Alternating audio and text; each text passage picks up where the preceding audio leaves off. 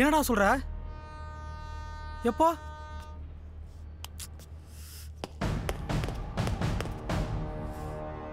என்னை பத்தி எதாவது கேட்டாங்களா? சார் மேலே தான். சரி, நான் அப்புறம் பண்றேன். மச்சான், எனக்கு ரொம்ப பயமா இருக்குடா. டேய், சும்மா புலம்பிட்டே இருக்காதடா. எப்படா புலமாம இருக்க முடியும்? அந்த சிச்சுவேஷன்ல எதுவும் தெரியாம சொல்லிட்டேன்டா. சார் மொட்டை மாடியில் போலீஸ் இந்நேரம் நம்ம இருக்க இடத்தெல்லாம் கண்டுபிடிச்சிருப்பாங்கல்ல. போலீஸ்லலாம் மாட்டினா டிவி நியூஸ் பேப்பர் அப்படிலாம் எதுவும் ஆகாதுடா.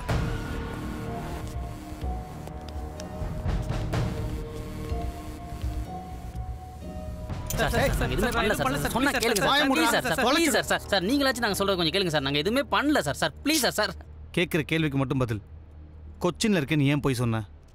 சார் ராமசாமி, இது சரிப்படாது. சொல்லிடுறேன் சார்.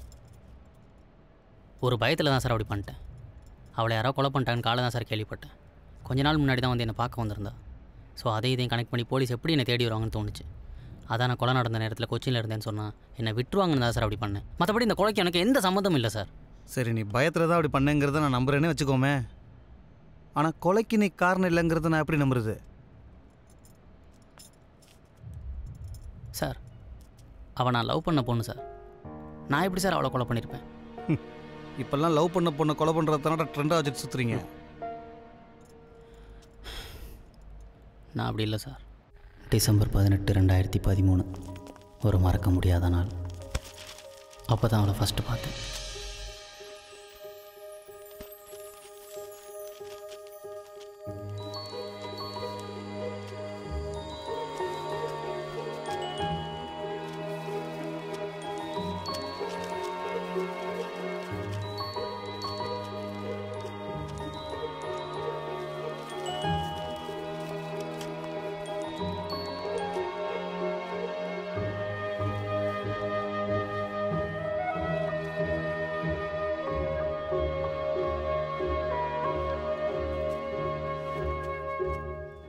டேய், இதெல்லாம் எங்கள் அப்பா பார்த்தா என்ன நினைப்பான்? வந்துருவா. தச்சி போனாயே, உங்க கூட சேர்ந்ததுக்கு சோன் பாப்படி விற்றுருக்கலாம்.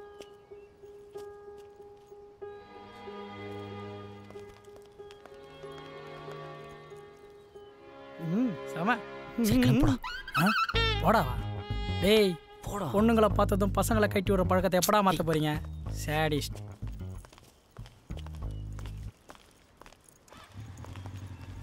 ஹலோ, உங்ககிட்ட கொஞ்சம் பேசணும். பரவாயில்ல, நீ போ. என்ன?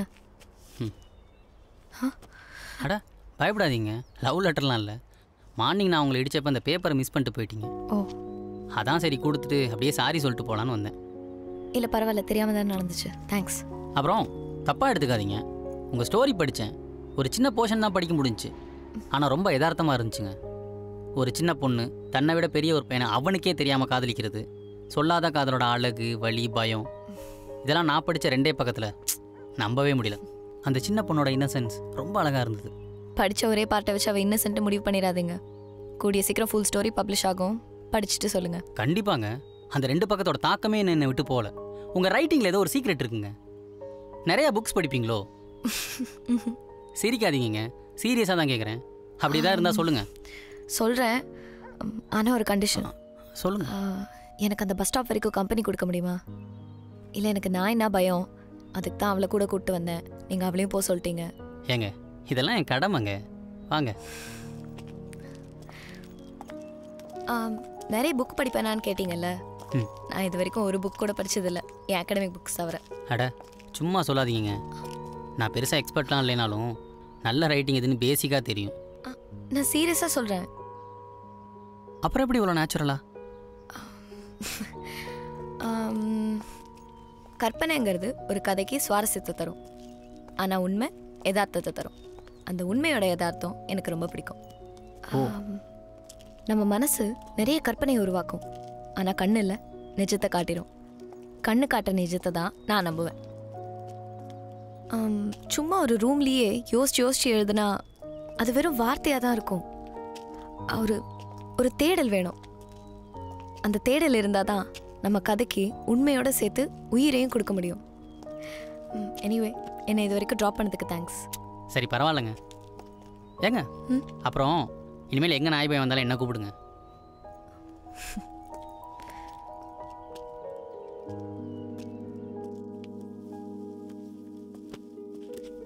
ஹாய். ஹாய்.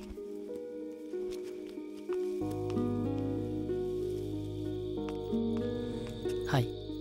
ஹாய்.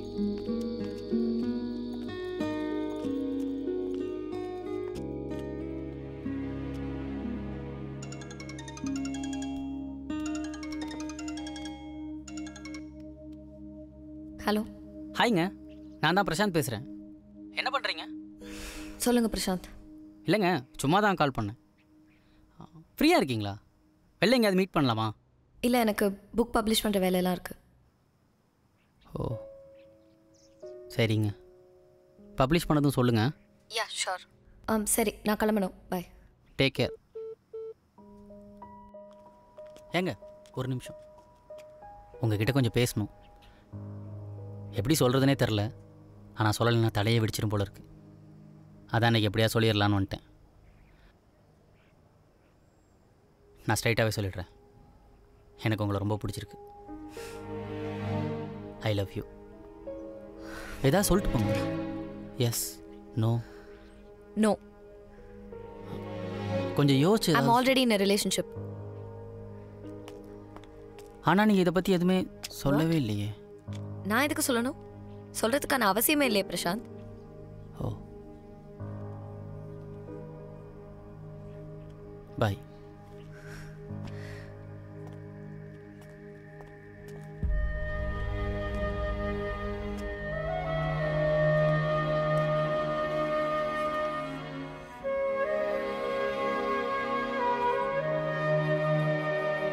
அதுதான் நீ அவளை கடைசியாக பார்த்ததா?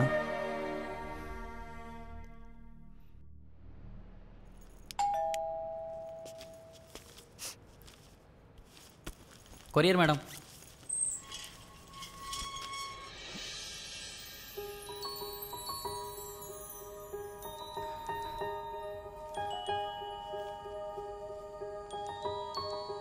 நேம் இது நான் தான்.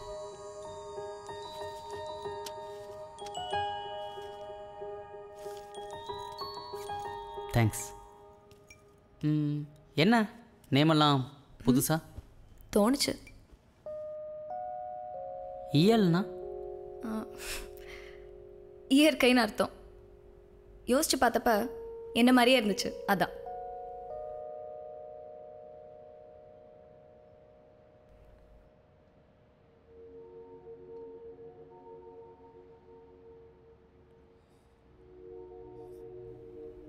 ரொம்ப வேகமாக போயிடுச்சுல.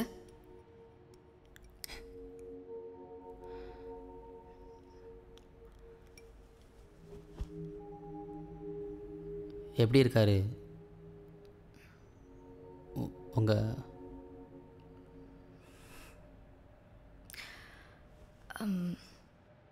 ஆக்சுவலாக அப்போ நான் உங்ககிட்ட பொய் சொல்லியிருந்தேன் பிரசாந்த். நான் ஒன்றும் ரிலேஷன்ஷிப்லலாம் இல்லை. ஃப்ராங்காக சொன்னோன்னா, நீ அப்போ அவ்வளோ ஸ்டாக் பண்ணது எனக்கு சுத்தமாக பிடிக்கல. உன்னை எப்படி அவாய்ட் பண்ணுறதுன்னு தெரியாமல் I don't want be harsh with you. உன்னை ஹர்ட் பண்ணியிருந்தா I'm really sorry. Thanks. Coffee நல்லா இருந்துச்சு. சரி, நான் அப்படியே கிளம்புறேன். டெலிவரி நிறையா இருக்குது. ஏதாச்சும்னா கால் பண்ணுங்கள். என் நம்பர் மாற்றலை, அதே தான்.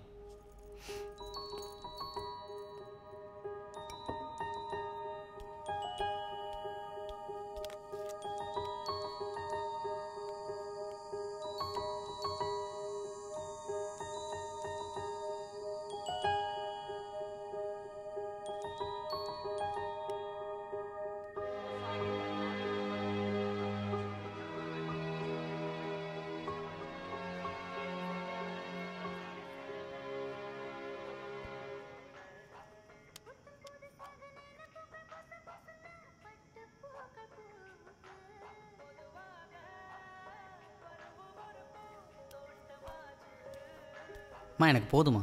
இந்த ஒரு தோசை சாப்பிட நிறைய சாப்பிட்டேம்மா, எனக்கு போதுமா.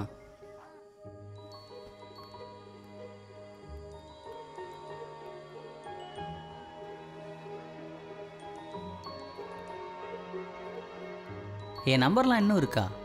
டெலீட் பண்ணியிருப்பீங்கன்னு நினச்சேன். என் நம்பர்லாம் இன்னும் இருக்கா? டெலீட் பண்ணியிருப்பீங்கன்னு நினச்சேன்.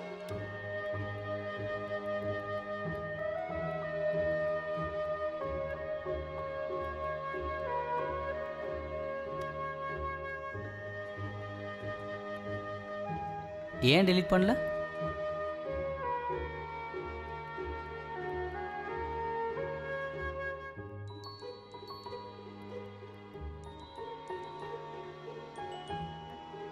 ஒரு பக்கத்தை பார்த்து மட்டும் நான் இன்னசென்ட்னு நினைக்காதீங்க.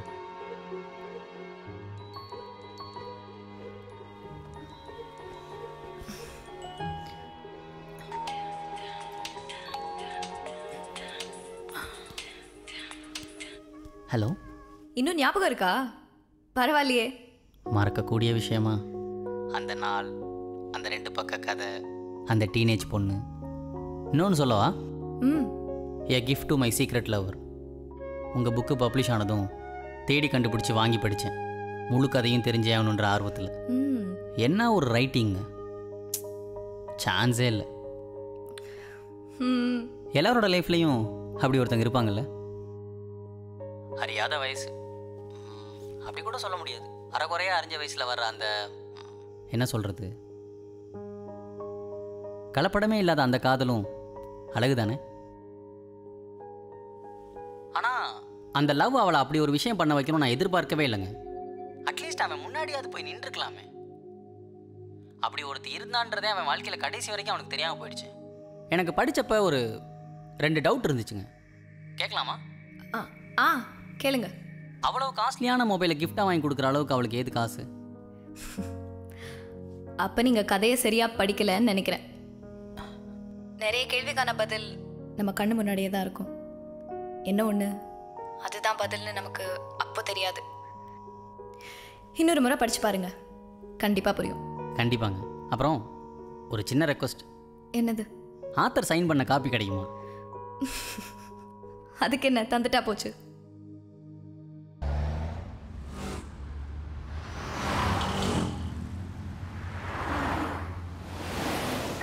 Trying to call is currently not reachable. Please try again later. The number you are trying to call is currently not. The number you are trying to call is.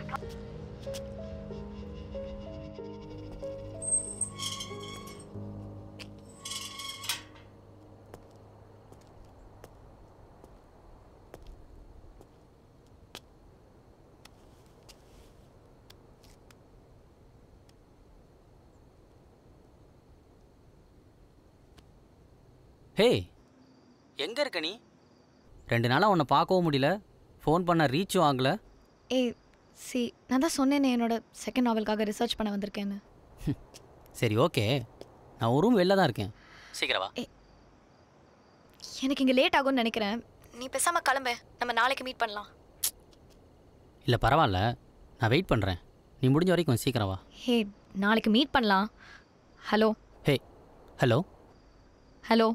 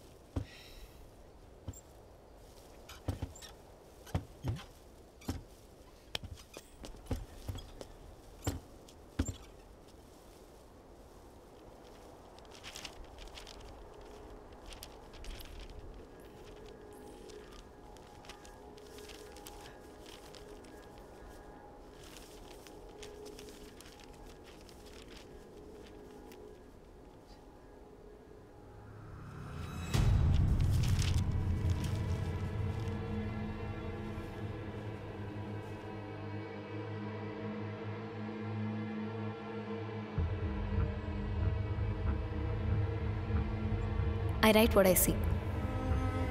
நீங்கள் மனசு உருவாக்குற கற்பனை நம்புவீங்களா இல்லை கண்ணு காட்டுற நிஜத்தை நம்புவீங்களா?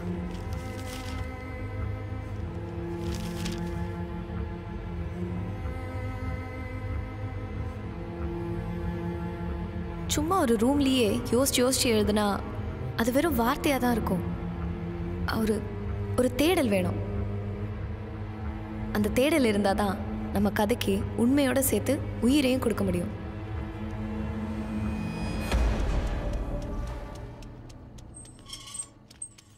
ஏய், இவ்வளோ நேரம் வெயிட் பண்ணியா நீ? எங்கே போயிருந்த? என் புக்குக்கு ரீசர்ச் பண்ண ஃபீல் ஒர்க். இந்த கருமத்துக்கு தானே. What the fuck? ஏய், இதெல்லாம் எப்படி?